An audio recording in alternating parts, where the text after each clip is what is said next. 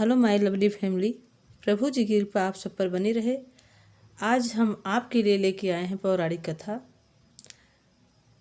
प्रभु की विष्णु भगवान और माँ लक्ष्मी जी की पौराणिक कथा। एक बार भगवान विष्णु जी शेषनाग पर बैठे थे और उन्होंने धरती पर घूमने का मन बनाया। वैसे भी कई साल बीत गए थे धरती पर भ्रमण किए हुए। सुबह हुई और अपने वो यात्रा की तैयारी करने लगी। प्रभु को देखकर माँ लक्ष्मी जी ने पूछा, प्रभु आज कहीं जाने की तैयारी हो रही है सुबह सुबह? प्रभु ने कहा कि हाँ, मेरा धरती घूमने का मन हो रहा है। मैं धरती लोक पर घूमने जा रहा हूँ। कुछ सोचने के बाद माँ लक्ष्मी जी ने कहा, प्रभु क्या मैं भी चल सकती हूँ?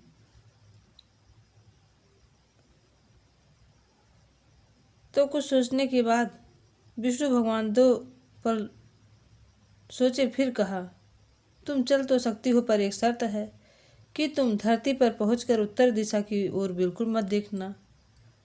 इसके साथ ही माता ने हाँ बोल दी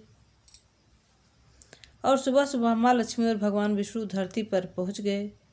अभी सूर्य देवता निकल रहे थे। रात बरसात होकर कटी थी। चारों तरफ हरियाली छाई हुई थी। चारों तरफ बहुत ही शांति थी।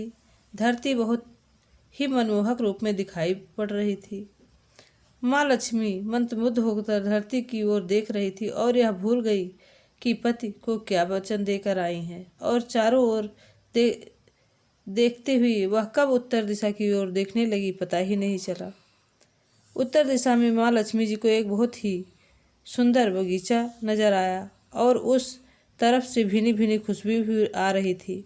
बहुत ही सुंदर फूल खिले थे। यह एक फूलों का खेत था और माँ लक्ष्मी जी बिना सोचे समझे उस खेत में गई और एक सुंदर सा फूल तोड़ कर ले आई। लेकिन अब क्या था, जब माँ लक्ष्मी जी की भगवान विष्णु के पास वापस आई तो भगवान विष्णु की आंखों में आंसू थे और विष्णु प्रभु ने माँ लक्ष्मी जी से कहा, कभी भी किसी से बिना पूछे उसका कुछ नहीं लेना चाहिए और साथ ही अपना वचन याद दिलाया। माँ लक्ष्मी को अपनी भूल का पता चला तो वह बहुत दुखी हुई और उन्होंने भगवान विष्णु से भूल की माफ़ी मांगी। तो प्रभु ने कहा कि तुमने जो भूल की है उसकी सज़ा तो तुम्हें ज़रूर मिलेगी। जिस माली के खेत से तुम फूल तोड़कर लाई हो तुम्हें उसी के यहाँ नौकरानी बनकर रहना पड़ेगा। और माँ लक्ष्मी उसके घर नौकरानी बनकर, इसलिए तुम 3 साल तक माली के घर नौकर बनकर रहो। उसके बाद मैं तुम्हें वैकुंठ में वापस बुलाऊंगा। माँ लक्ष्मी ने चुपचाप सर झुकाकर हाँ कह दी और माँ लक्ष्मी एक गरीब औरत का रूप धारण करके उस खेत के मालिक के घर गई। घर का एक झोपड़ा था और मालिक का नाम माधव था। माधव की बीवी 2 बेटे और 3 बेटियां थीं। सभी उसी छोटे से खेत में काम करके अपना जीवन व्यतीत कर रहे थे। माँ लक्ष्मी जब एक साधारण और गरीब औरत बनकर उस माधव की झोपड़ी में गई तो माधव ने पूछा, बहन तुम कौन हो और इस समय तुम्हें क्या चाहिए? माँ लक्ष्मी जी ने कहा, मैं एक गरीब औरत हूँ।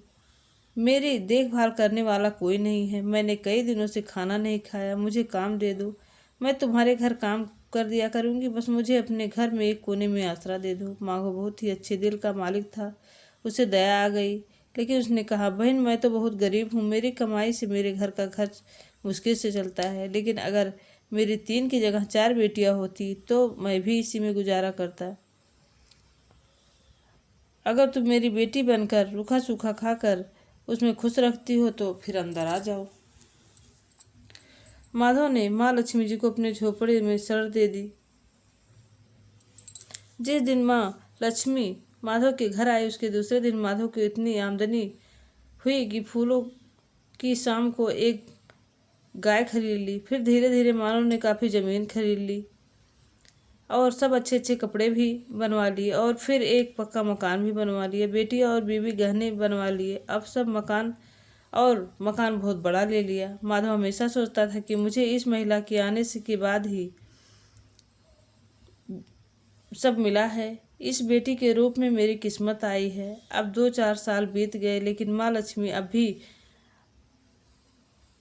घर में और खेतों में काम कर रही थी। एक दिन माधव अपने खेतों में काम करके घर आया तो उसने अपने घर के सामने द्वार पर एक देवी स्वरूप गहनों से लदी हुई औरत को देखा। ध्यान से देखकर पहचान गया कि यह तो मेरी मुँह बोली चौथी बेटी यानी यह औरत है। पहचान गया कि तो माँ लक्ष्मी जी हैं। अब तक माधव का पूरा परिवार बाहर आ गया था। हैरान होकर माँ लक्ष्मी जी को देख रहे थे। माधव बोला, हे माँ, मुझे माफ़ करना, मैंने अनजाने में ही घर और खेत में आपसे काम करवाया। यह कैसा अपराध हो गया, हम सबको क्षमा कर दो माँ। अब माँ लक्ष्मी मुस्कुराई और बोली, हे माधव, तुम बहुत ही अच्छे और दयालु व्यक्ति हो। तुमने मुझे अपनी बेटी की तरह रखा है, अपने परिवार के सदस्य की तरह से। इसके बदले मैं तुम्हें सारे परिवार को वरदान देती हूँ कि तुम्हारे पास सभी खुशियाँ होंगी, धन की कमी नहीं होगी, तुम्हें सारे सुख मिलेंगे जिससे तुम हकदार हो। फिर माँ अपने स्वामी के द्वारा भेजे गए विमान पे रथ में बैठकर चली गई। माँ लक्ष्मी जी विष्णु भगवान के द्वारा भेजे गए विमान पर बैठकर चली गई। इस कहानी से हमें यह सीख मिलती है कि जो लोग दयालु और साफ दिल के होते हैं, माँ लक्ष्मी वही निवास करती है। हमें सभी मानवों की मदद करनी चाहिए और गरीबों से भी गरीब को भी तुच्छ नहीं समझना चाहिए। जहाँ मनुष्य दयालु होता है, परोपकारी होता है और दूसरों को दर्द भाव को समझता है, माँ लक्ष्मी वही निवास करती है। तो ये थी माँ लक्ष्मी जी की, विष्णु भगवान की पौराणिक कथा। अगर आपको कथा अच्छी लगी हो तो प्लीज़ लाइक शेयर सब्सक्राइब करिएगा। कमेंट बॉक्स में कमेंट करना ना भूलिएगा। भगवान विष्णु की कृपा और माँ लक्ष्मी की कृपा आप सब पर बनी रहे। जय हो प्रभु।